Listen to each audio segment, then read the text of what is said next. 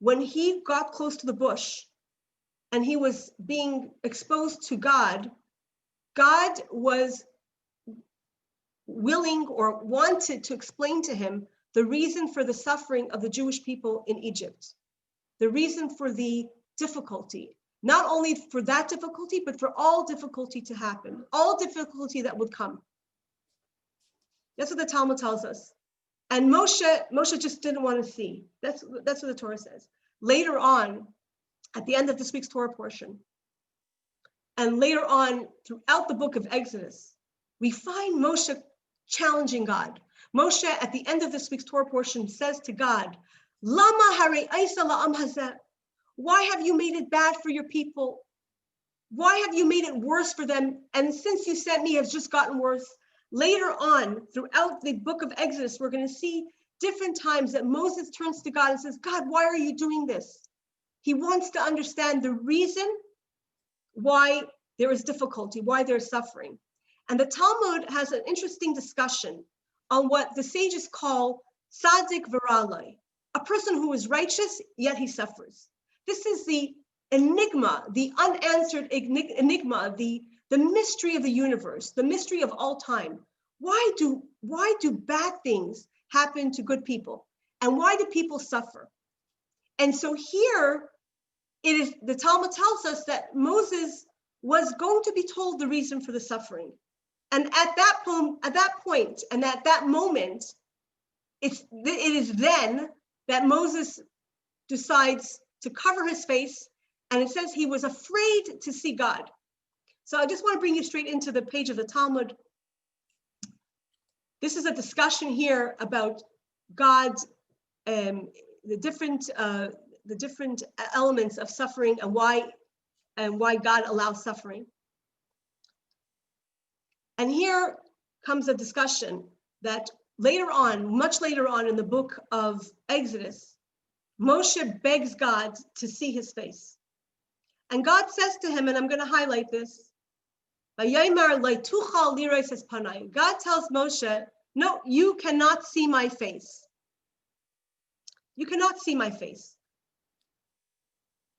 Tana Mishmei de Rabbi Yeshua ben Karcha. So we have a teaching that comes from Rabbi Yeshua, of the son of Karcha. Kach amar le HaKadosh Baruch Hu, when Moses asked God later on, explain me your ways, let me see your face.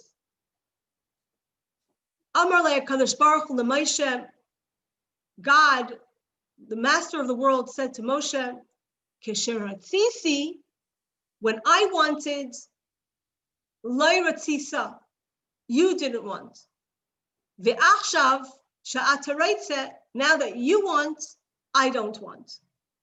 So here we have the English, the Gemara cites the sage's explanation of the verse that required clarification on that topic. And with regard to this God's statement to Moses that you cannot see my face, for a man cannot see me and live, Rabbi Yeshua teaches this, that Moses wanted to show God wanted to show Moses who he was at the burning bush, and Moses concealed his face, and he was fearing to gaze upon God. But now you can't, and therefore, and you were denied that experience, which is, an enigmatic question. Why was he denied it? What happened at that moment? What happened at that moment that was it? If God allowed Moses, to have that experience, he gave them that opportunity at the burning bush, and God was going to allow Moses to know the reason for the suffering of the Egyptian exile, and indeed the reason for all suffering. If God was going to allow him to know that, right? So then, just because Moses was afraid at that time to understand the reason for the suffering, that's a reason why it should be held from him from always? Doesn't make any sense. Why should that be held from him? Okay, so so when it was offered to him, he didn't take it. So for that reason, because he was overwhelmed, he never gets to understand it. So later when he was ready and he wanted and he was able, so why did God not let him know then? What was he, playing games with him. Oh no, you had your chance. Too late. It was at the burning bush. You didn't want to look? Too bad. Now you can't understand the reason for suffering. What's going on here? God's playing with Moses? So if you look further in the Talmud, you see something even more enigmatic and more interesting. Because the Torah tells us, the Talmud tells us, that Moses was rewarded, okay, for this act of humility. He was rewarded for it. Let me just show you that. Here we go. Here we go. He said, the Torah tells us, "B'schar vayaster Moshe espanav," in reward for Moshe hiding his face, "Zacha lekalster panim," he did not see, but this is what he got. This is what this is what he did get rewarded for. Because he concealed his face, he was privileged to have that his face was glowing. Because he feared, he was privileged that people had awe for him. Because he did not gaze, therefore he was able to gaze at God. So you see here that the way the Talmud interprets this is not a negative. This was not a terrible thing that Moses did that he withheld. They see it as a positive and something that he is rewarded for later. So if it's a positive, and if he's rewarded for it later, so then when Moshe wants to know why God allows suffering, the suffering of the Egyptian enslavement, and indeed all suffering, why is there suffering? And later on at the end of this week's parsha, Moshe is saying to God, "Lama harei, why did you make it worse for your people?" This is the cry of Moses. Please, God, why are they suffering? Moses has no capacity to accept the suffering of others. He just does not have the capacity. So he is overcome. He's troubled by even a little sheep that gets lost. He's troubled by someone hitting someone. He's troubled by shepherds at a well, not allowing young shepherdesses to get water. Moshe is suffused with an inability to accept injustice. That is his persona. I cannot accept injustice. It rubs him the wrong way. So therefore, when he wanted to know, and he was open to knowing, why wasn't he allowed to know? So here comes a beautiful teaching, a beautiful, beautiful teaching. Moses, because he was someone who didn't want to know the reason for suffering, was able to really become the voice for those who were suffering. He was able to have an unmitigated, a comprehensive, and untouched, a very pure passion for people who are suffering. And so there's a commentaries that say that actually it's not that Moses was afraid to know the reason for suffering. At that moment, Moses did not want to know the reason for suffering. He just did not want to know it. For him, it was irrelevant. He was saying, I don't really care why there is suffering. Just make it go away.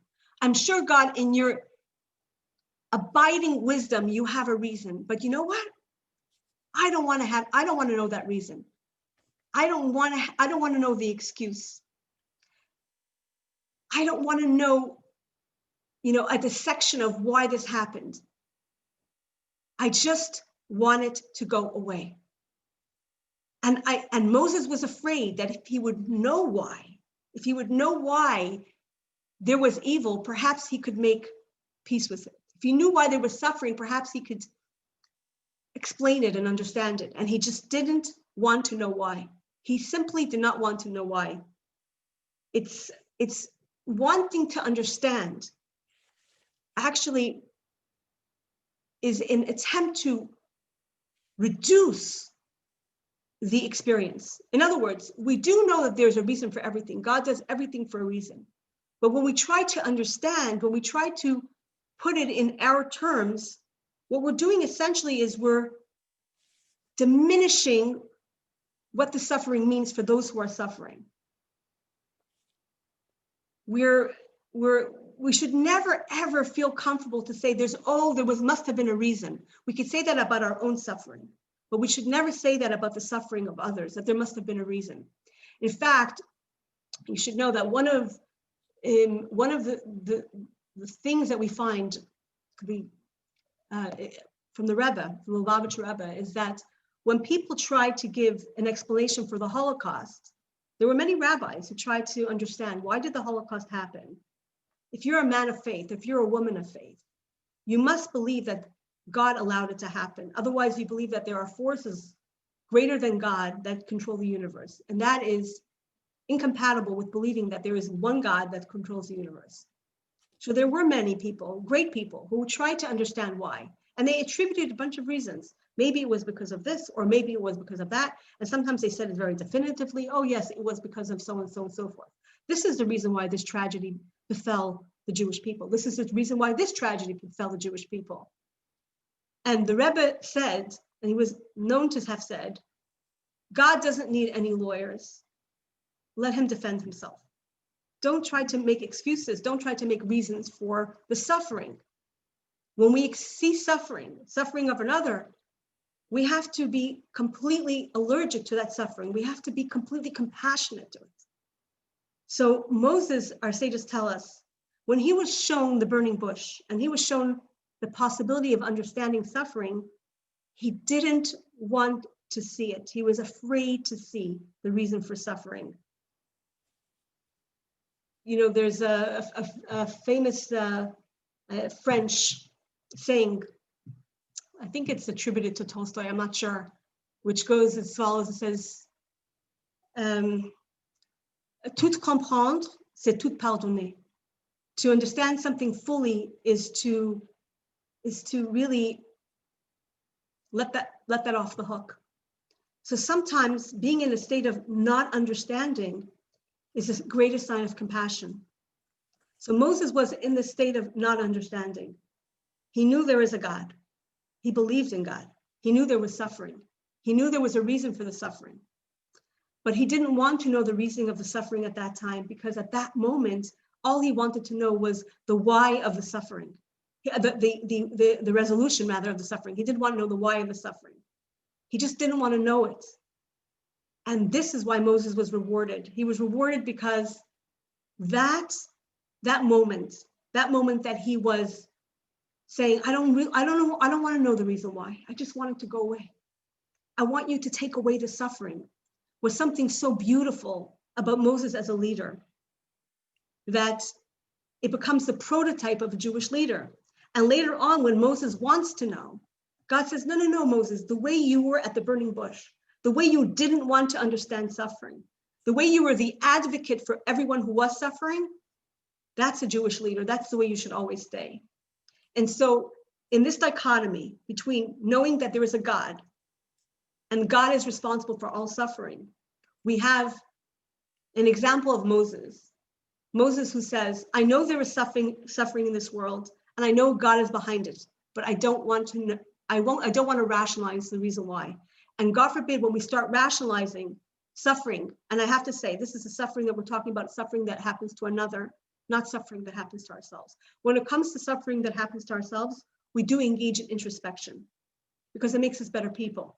But when it comes to the suffering of others, we have to be like Moses. We have to be like Moses, and this becomes a prototype for all Jewish leaders. And we have to say, dear God, do whatever you can do to stop the suffering. It's untenable. We cannot handle it. We don't want this anymore. Take away this pain from this person. We don't seek to understand why. And that is the fundamental lesson that Moses teaches us through his understanding. And in fact, God hints to Moses that is the truth, that there will always be an element of lack of understanding in God. Because when the Torah tells us that God says, Zeh Shmi La'olam, this will be my name forever, the Torah does not put a vav for olam. Olam is the word of world, right? And it usually has a vav, but here the olam is missing a vav, and olam missing a vav means mystery. So that the answer is really that there is mystery in the suffering,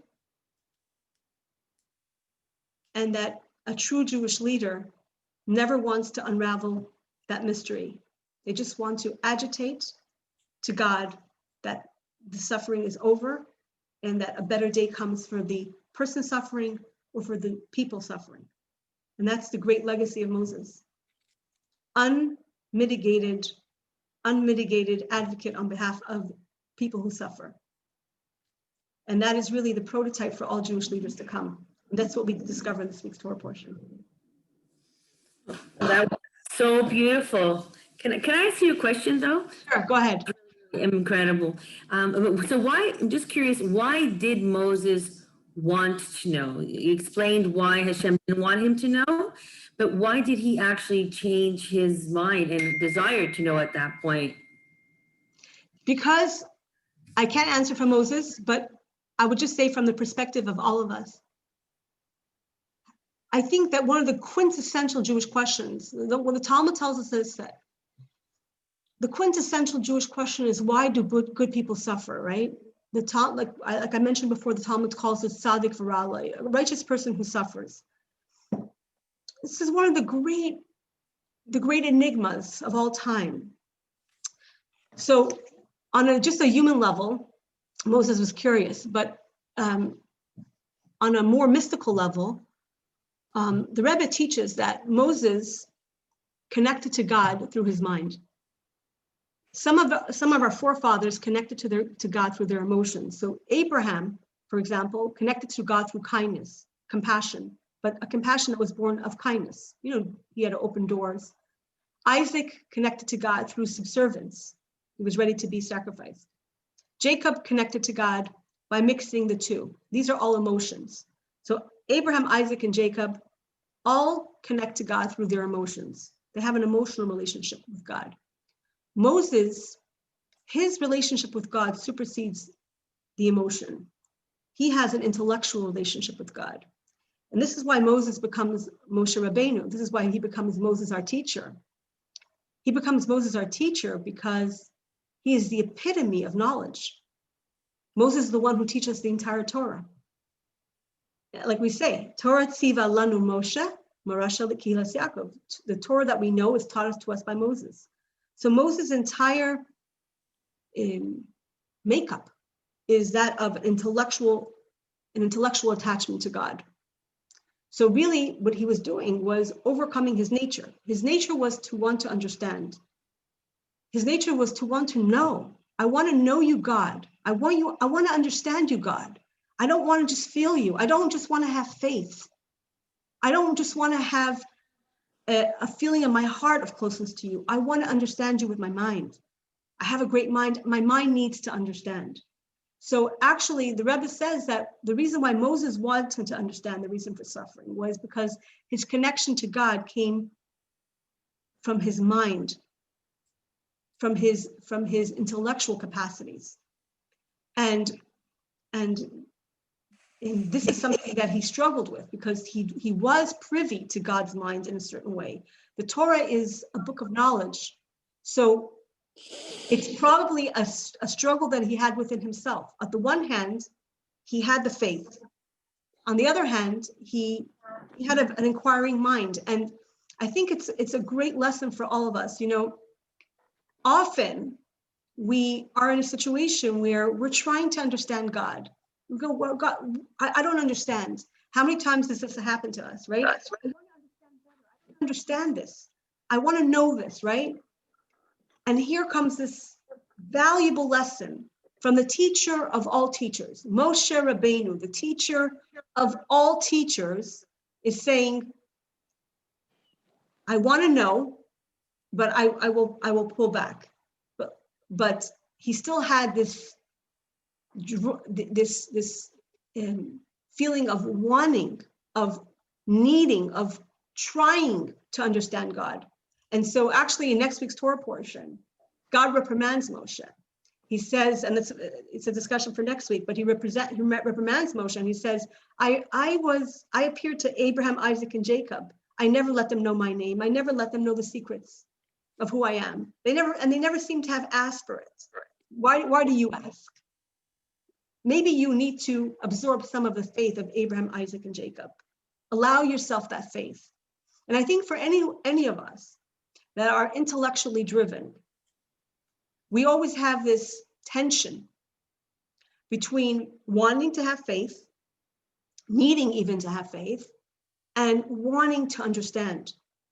And sometimes when we hit a roadblock and we go, this doesn't make sense to me, I don't understand this, we can have a tendency to say, therefore, I don't accept it.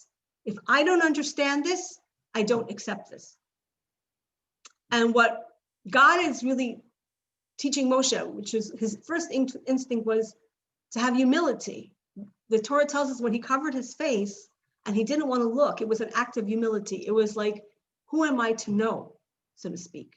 So really what we have to do is in this tension that we have, for those of us who have intellectual curiosity, is that when we come up against the wall of, you can go no further, you will understand no more.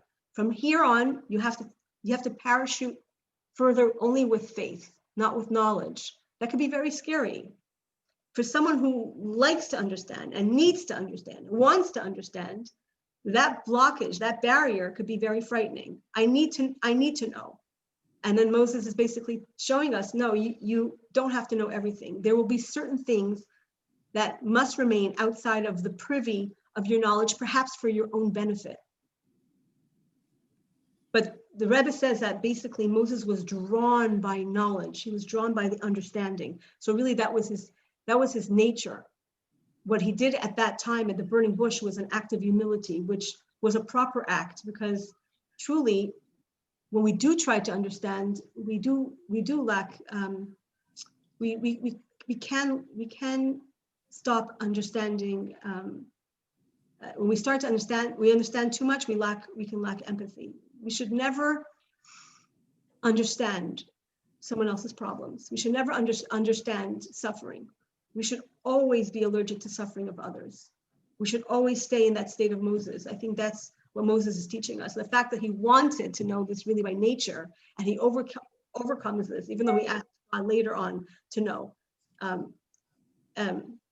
It bespeaks probably the tension that anyone who connects to God through their mind can have that same tension. But ultimately, Moses does not know everything, but he does know a lot more than we ever are privy to, because the Torah tells us that while God did not show Moses his face is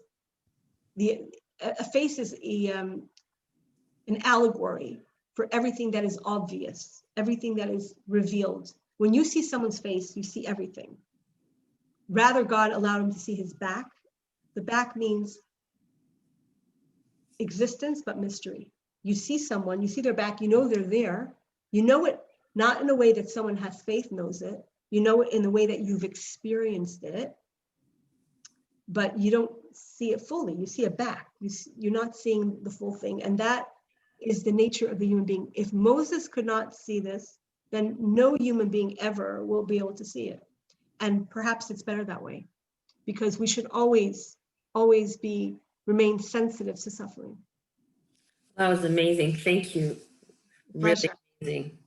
Thank you. As always, wonderful. Thank you. Thank you. And, again, as we're going through difficult times, I know, I speak for myself that I'm intellectually curious. And I would say that that's probably one of the greatest challenges that I have, trying to understand everything.